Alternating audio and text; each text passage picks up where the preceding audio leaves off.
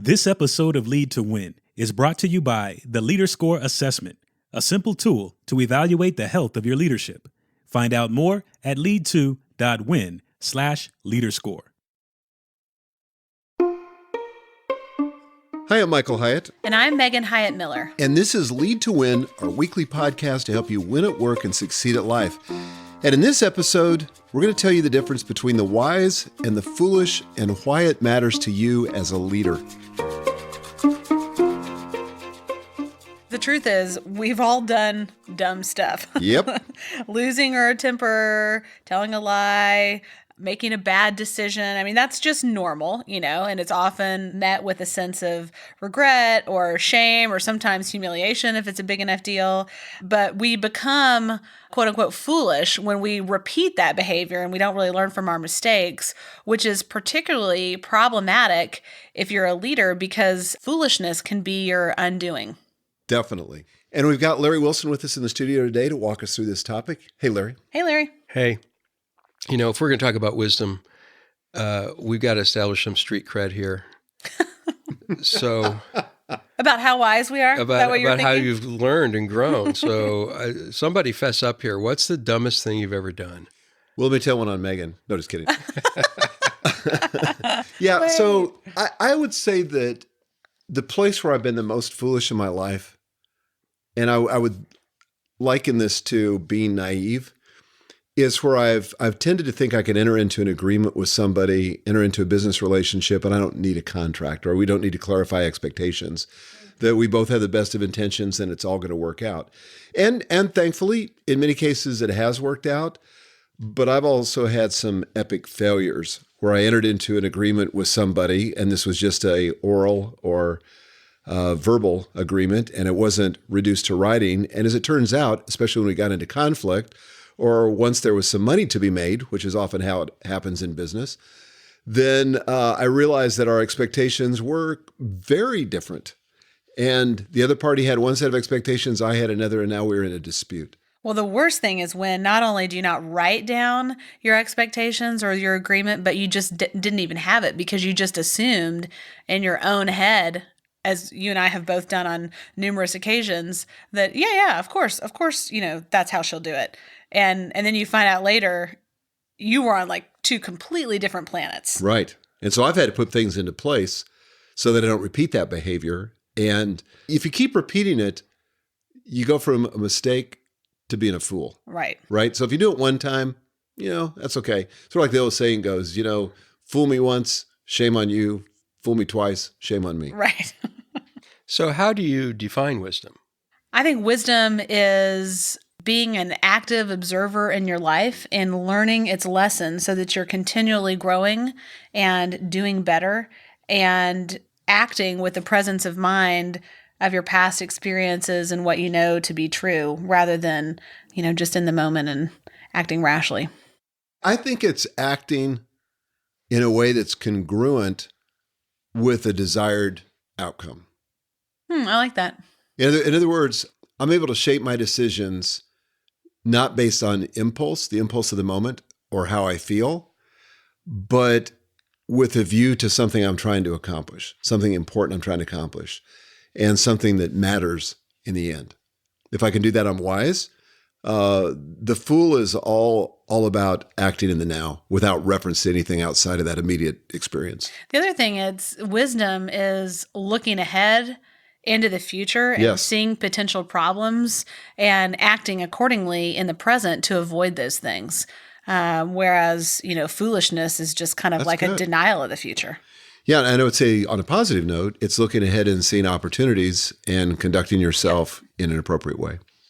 What I'm hearing from you is that wisdom really isn't about being a smart person. I mean, an educated person, let me say that. No, because I've known really smart people with PhDs, people with double PhDs that do really stupid things. So it's not about knowledge, not about talent. It's really about, being able to comport yourself or conduct yourself in a way, again, that's congruent with something you're trying to create in the end. So we're talking today about the difference between the wise and the foolish and why that makes a difference for your leadership. And we have 3 practices of wisdom that will help you avoid repeating foolish mistakes and become a wiser, more successful leader. So the first practice is this: a wise person listens without becoming defensive. Now, this is really crucial. So Gail and I have a friend. She's a novelist, and at one point she wanted Gail to review the manuscript of her new novel. So she hadn't shown it to a publisher yet, but she was just wanting some early feedback. So Gail dutifully read it. And by the way, that's not a small investment of her time. So she was willing to invest her time in reading the novel. And she came up with about 3 pages of, I wouldn't call it exactly criticism, but it was certainly her feedback as to how to make the novel better.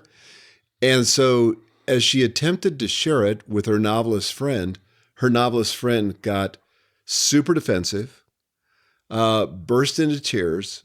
And as it turned out, they weren't looking for feedback. They were looking for affirmation. That's a fool. And, first of all, I think that if you're wise, you're going to ask for feedback. You're going to have the humility to realize that you don't have all the answers, that there may be something you miss, that all you have is one perspective. And so it was good for her to ask for feedback, but she wasn't sincere about it. All she wanted was affirmation. And if that's why we're asking questions, it is going to lead to defensiveness. We're going to be defensive when we don't get the affirmation, and we're not going to be any wiser when we're done. I think about times when people on our team have had to come to me and talk to me about something that I had done or some pattern that they saw that, was just unproductive or problematic in some way. And when I think about those times, on the one hand, everybody's impulse is to be defensive. I mean, unless you're just, I don't know, super holy or super evolved or something, you're always going to have that impulse. But what I have found over time is that they're almost always right. Mm-hmm. If you want to look like a real idiot, start getting defensive because everybody else knows that it's true. And even if I start out defensive, almost in my own mind at least, I almost always get to the place of saying, oh, that's really true. I really did do that. I didn't mean to probably, but I said that thing and it was, not well received, or the timing was bad, or I was just thoughtless about it or careless. And if I if I go to defensiveness, not only is it obvious to everybody else and I'm still wrong, but I miss the opportunity to really correct something that needs to be corrected that I've been blind to. Somebody told me one time, take responsibility for what you can take responsibility for. Right. So, for example, let's just say somebody shares with me some feedback, and I think, 90% of that is bogus. Well, take responsibility and focus on the 10% that's not bogus. Mm-hmm. That's where you need to change. And that's really served me well throughout my life, is to try to focus on where I'm responsible. How can I take responsibility for that and not be defensive and just let the rest of it go? I don't need to defend myself against every, accusation or claim or bit of feedback that I don't particularly like. There's a lot of wisdom literature in the world, and I think probably every religion has its own sources of wisdom or repositories of wisdom. One of them is the biblical book of Proverbs, and Proverbs 2:15 says this: "The way of fools seems right to them, but the wise listen to advice." That seems to summarize what you're saying here. Yep. Yeah, and I think the measure of this as a leader particularly is, are you surrounding yourself with wise counselors? First, are you admitting that you need counselors, you need advice, or are you content to just try to go it alone, to be the Lone Ranger? That also is foolish, because you can't know everything you need to know to be successful in business or in life. And I think a wise person, you can just look at them and see, have they surrounded themselves with wise counselors? I mean, this is, for example, for me, why I have a financial advisor, why I have a health coach, why I've gone into marriage therapy in the past and gone to marriage conferences. I want as many people as I can find to speak into my life, because I realize that there's 1,000 ways to go off the rails. And I just don't want to stumble into something by being foolish and miss an opportunity to grow and to really develop my potential. An intentional way that you can do this in a professional context is regularly ask your team for feedback and make it safe for them to be honest with you. And you have to kind of prove this. You can say it, but you have to do it before they're really going to trust it, where they're in a situation where they provide feedback and they see you not get defensive.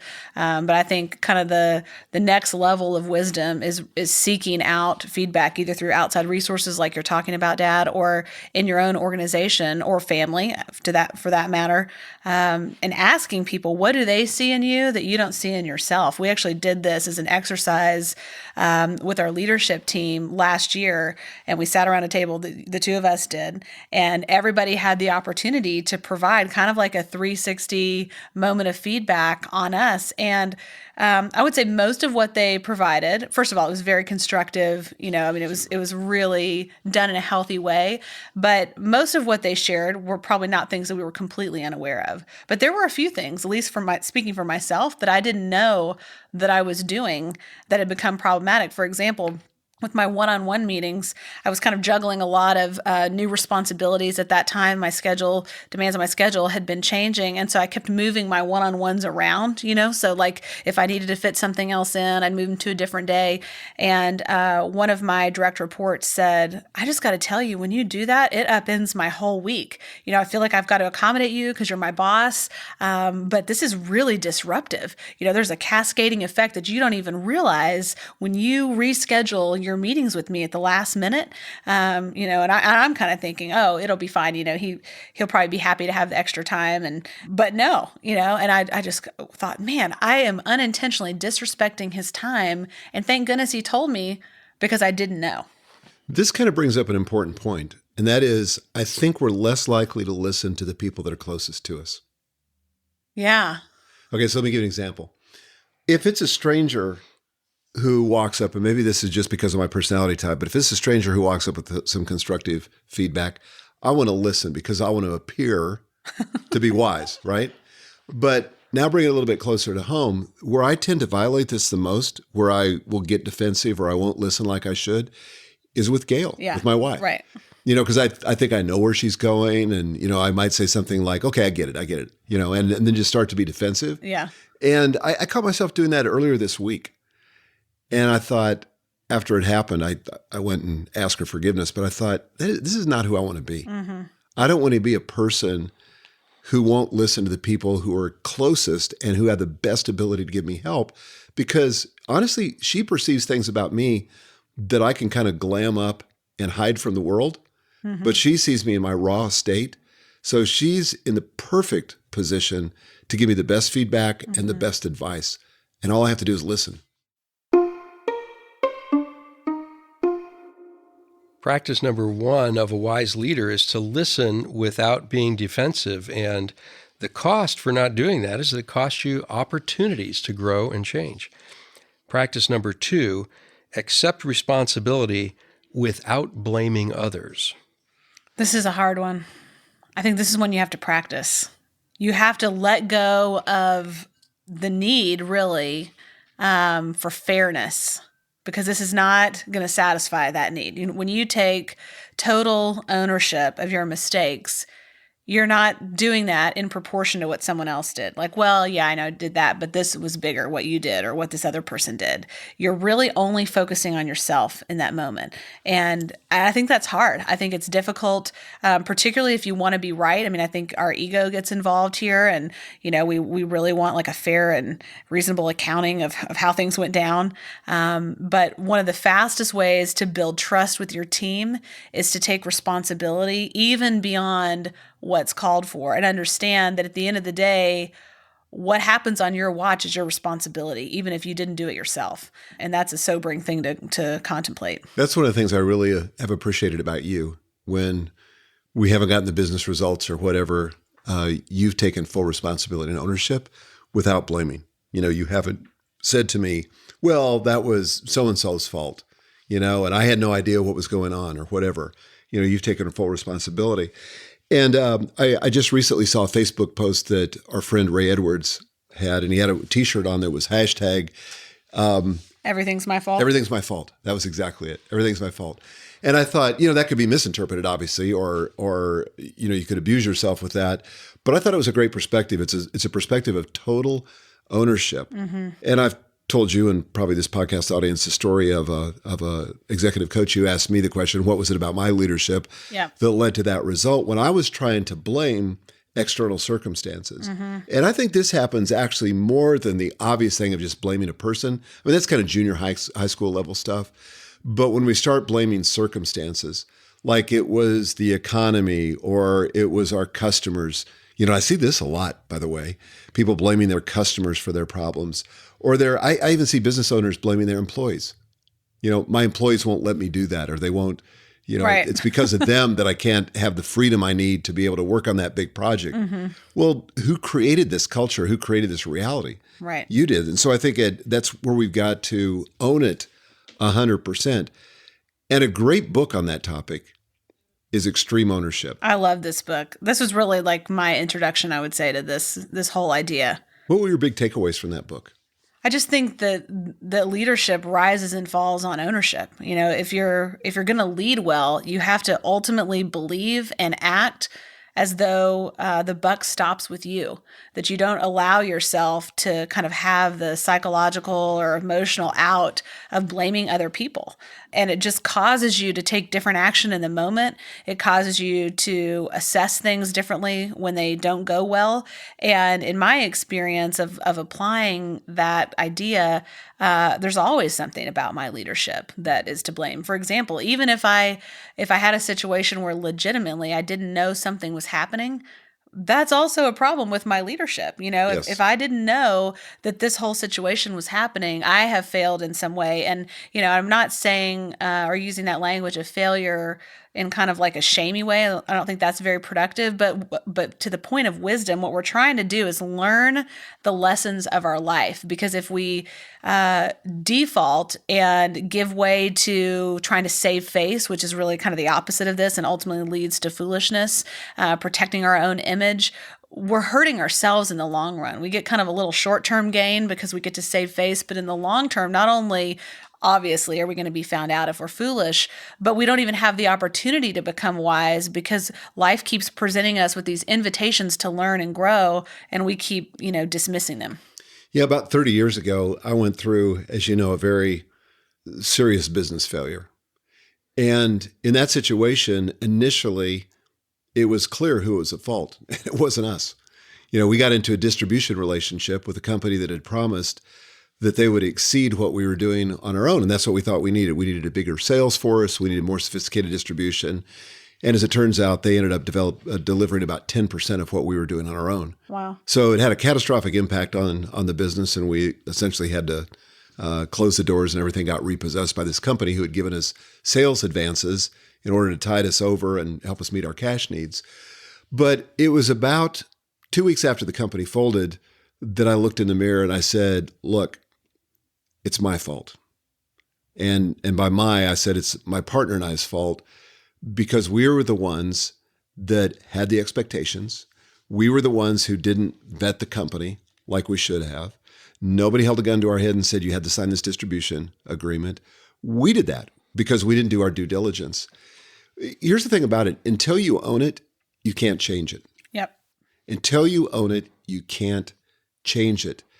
If you're going to blame somebody else, then you're basically ceding all control to an outside force. You're suddenly gone from being the actor to being the victim.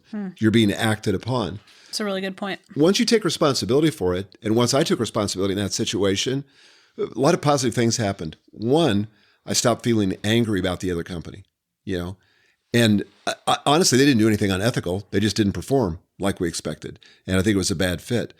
The second thing was I realized that next time there could be a different outcome. That if I would just learn from this experience, I would do my due diligence going forward. I wouldn't be so naive.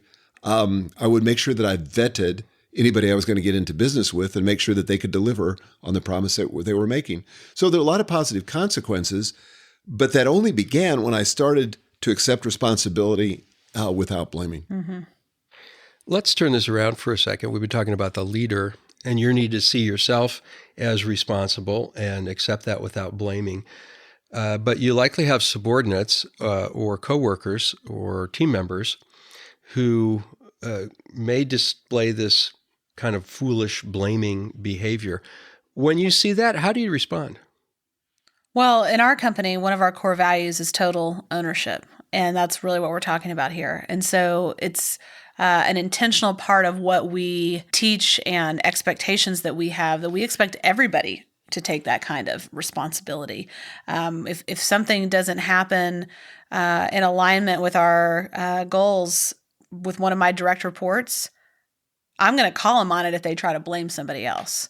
Thankfully, it doesn't happen very often, but it's not acceptable to me. It's part of my taking ownership is making sure that they're taking ownership and holding them accountable.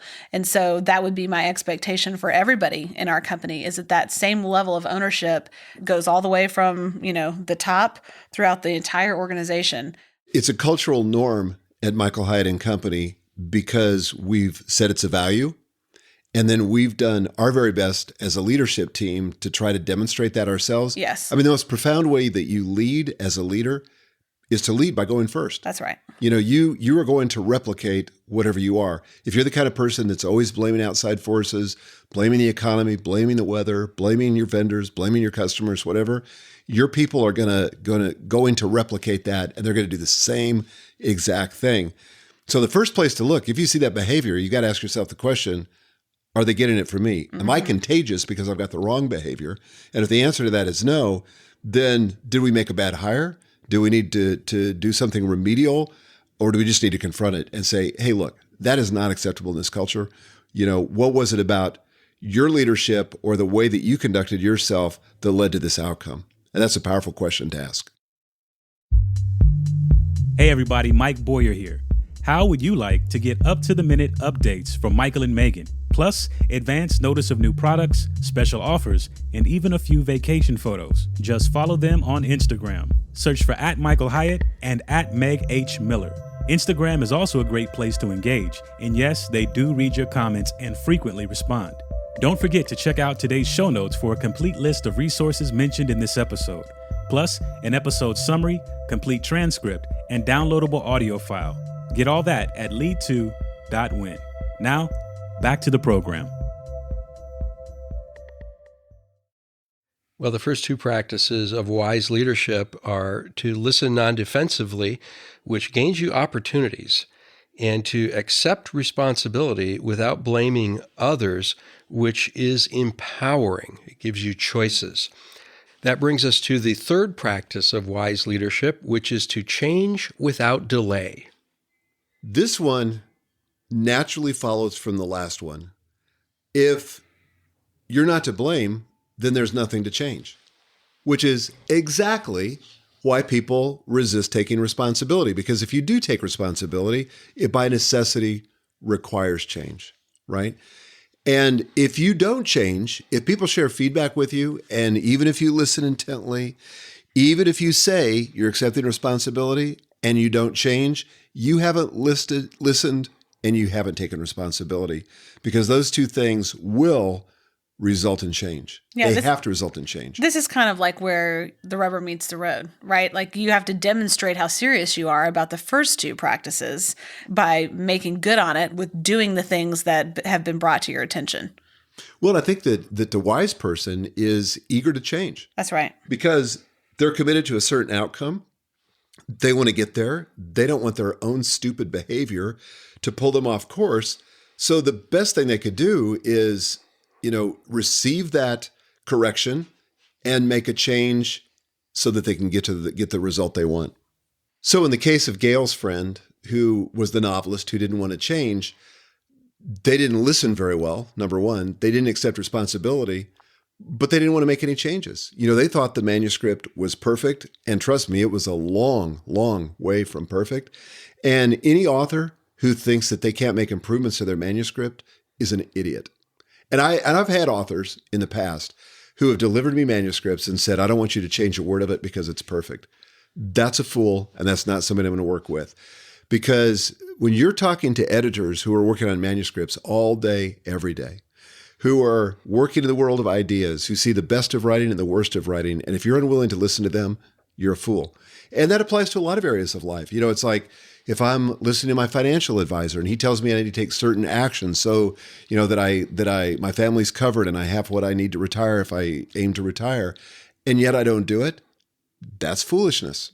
Because a wise person is going to seek that counsel, accept responsibility, and modify their behavior. That's where the rubber meets the road. If there's no change in your behavior, you really haven't listened and you really haven't taken responsibility. Well, let me ask you this. So let's say that you're dealing with someone that you have tried to coach. They've seemed to have been listening. They seem to accept responsibility, but you just don't see any change. They just go back and repeat the same behaviors over again. How do you respond to that? How do you deal with it? Well, I think that's really hard. I think you have to have kind of an honest conversation with yourself about the likelihood that they're going to change, because it's probably not very likely. It's like we said in another episode recently, you can't want somebody to change more than they want to change. And so I think, depending on what it is that you're talking to them about, I think you're going to have to make some choices. If it's not that big of a deal, but or if it's not egregious enough to warrant termination in a professional context, then you're going to have to decide if you can live with it or if you're going to let it go.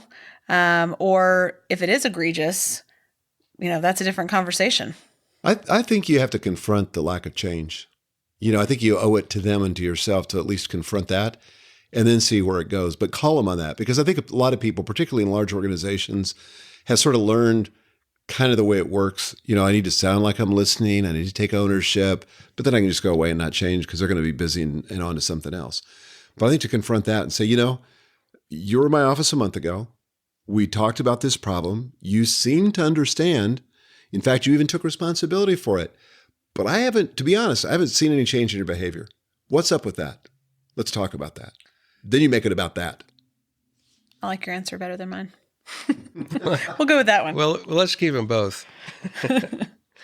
Well, as Mark Twain put it so aptly, never argue with the fool. Onlookers may be unable to tell the difference. Oh, that's really, really good. Today, we've learned that wisdom is an essential characteristic for good leadership, and 3 practices of wisdom that you can adopt today. Listen non-defensively, accept responsibility without blaming others, and change without delay. So final thoughts today, guys? These practices can seem really unnatural at first. If this is not the kind of family that you grew up in, or maybe hasn't been characteristic of any organizations that you've worked in, these can feel really uncomfortable. But over time, with practice, they become more comfortable and more familiar. And though they require some effort, they're really worthwhile. I mean, the payoff in terms of your leadership is so worth it. I'll tell you a practical takeaway for how I try to build wisdom in my life daily and incrementally is I read the Bible every day of my life because I believe that it's a repository of wisdom. And so I want to assemble this content into my brain, which has stood the test of time and is written in large part to give us wisdom. Secondly, I want to journal. So I want to process, and I'm making mistakes every day. I'm doing a few good things occasionally, and I want to process all that through my journal so that I can latch onto it and not lose those nuggets of wisdom.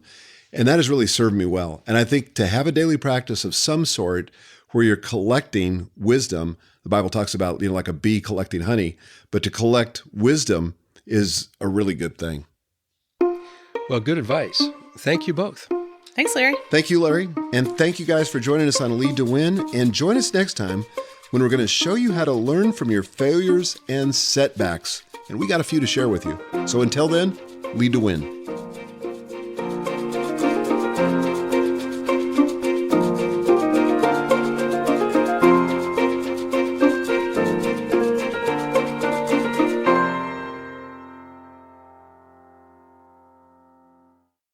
This episode of Lead to Win has been brought to you by the Leader Score Assessment, a simple tool to evaluate the health of your leadership.